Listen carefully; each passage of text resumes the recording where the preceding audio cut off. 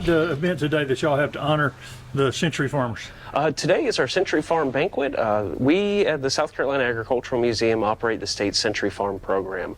Any farm that's been in the same family for at least 100 years and has the documentation to prove it, they are inducted into this registry of historic farms across the state.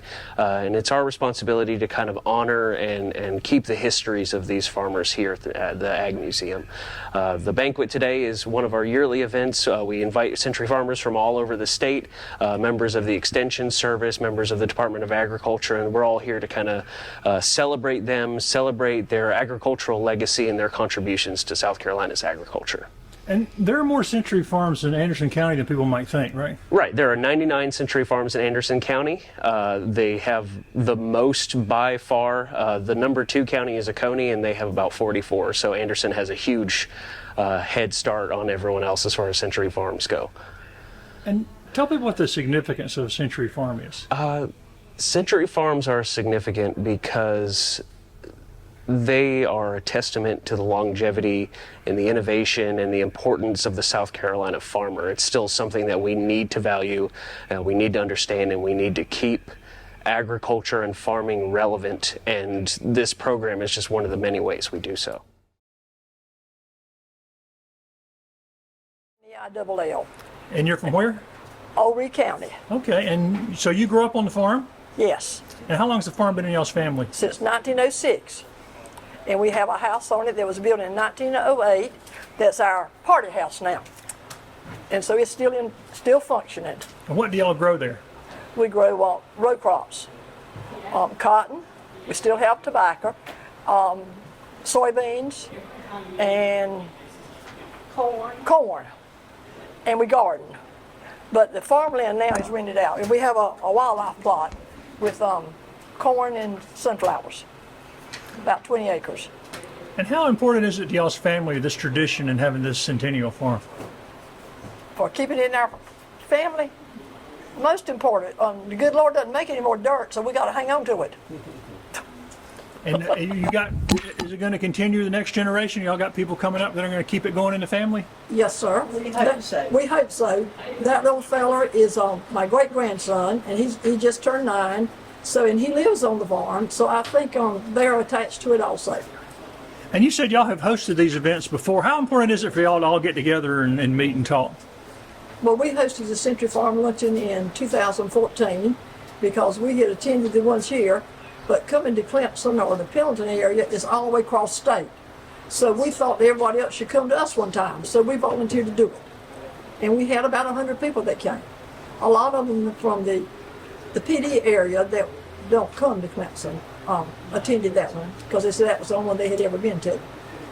And y'all enjoy getting together and kind of sharing about family stories and things? Oh yeah, we try to get together about once a month. We have now our family is about 30. And so nobody's home, or 35, but nobody's home is big enough to accommodate them, so this is where we assemble. And have you been to the Mule Barn here before? Where's the Mule Barn? Right here where we're in, this historic Mule Barn? No, I haven't been to it. This is the first time. And where's your farm? I in Hollyville, South Carolina, a community called St. Paul. And so how long has your family been involved in farming? Guess a little over 100 years. And what kind of stuff does your farm have? Tomatoes, got cucumbers, watermelons, peas, corn, peppers, several different varieties of stuff. So you've grown up, you've known this your whole life, right? So yeah, been around it. So you knew how hard the work was and you went back to it, is that what you're saying? I knew, and my son sort of got me back into it. And he's coming in a minute.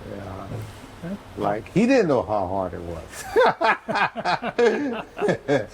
But I'm sure it's a source of pride for the family to continue this farm tradition, right? Oh, it is, especially in something he liked and saw that we could make it go up. We had land sitting there and nobody really doing too much with it, so decided to give it a whirl and go for it.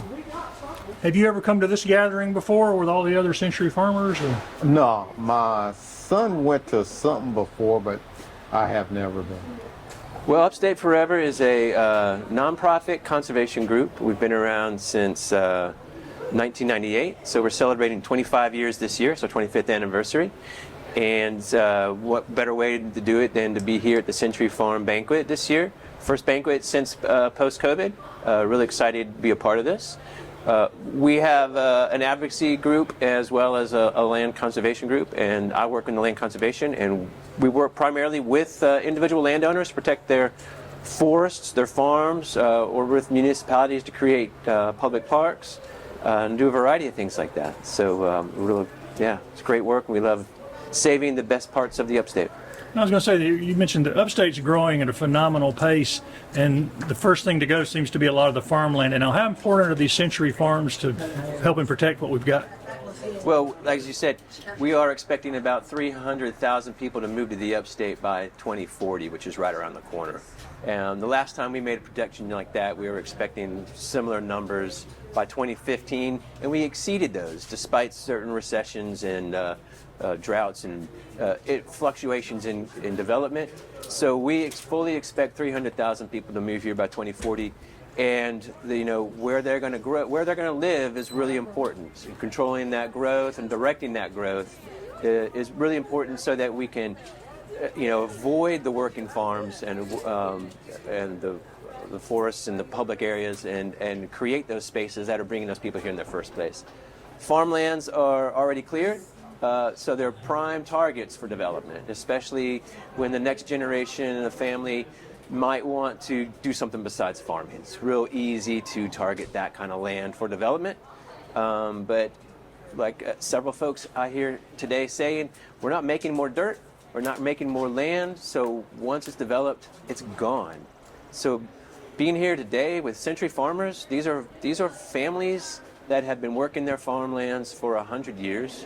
It's been multiple generations, and that is extremely special. So we're happy to be here. We feel privileged to meet these landowners and to celebrate with them what a remarkable job they've done. And y'all work directly with landowners, or do y'all work with public officials together, or how does this work? Absolutely. We work with everyone. We work with utilities. We work with local governments, local agencies, state agencies, federal agencies even, and primarily with individual landowners, because ultimately it comes down to them what they want to do with their land and what the future is for it.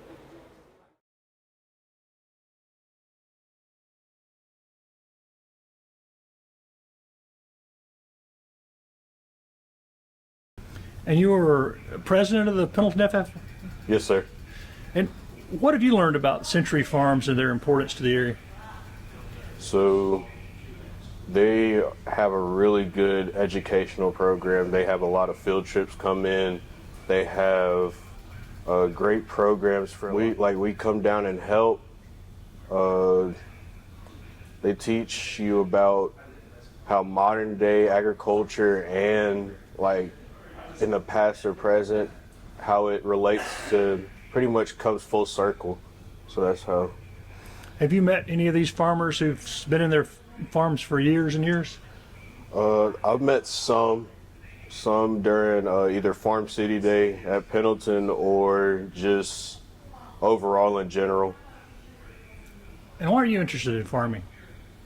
Well, it's been like a real passion of mine since I was just like 2. And my dad, me and my grandpa, we would go out and work on the farm.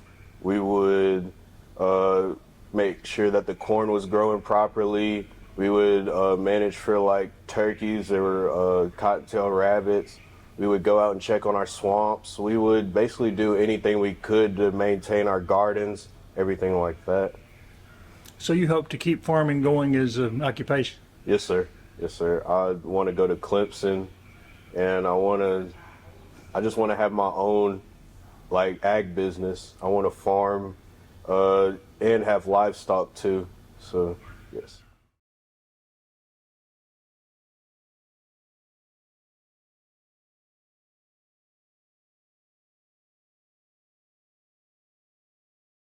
All right, let's tell me a little bit about the history of this program, how it got started, and how long it's been going on. Okay, the Century Farm program was started in 1974 for the 3 counties, Anderson, Oconee, and Pickens. and then it spread to the entire state of South Carolina per an order from the governor in 1976. So since that time, back then we were known as Pendleton District Commission, and we ran the Century Farm program for all these years. We try to honor the farmers at least once a year with a dinner like today, in honor of them and their contribution to the state, by keeping farms in the family.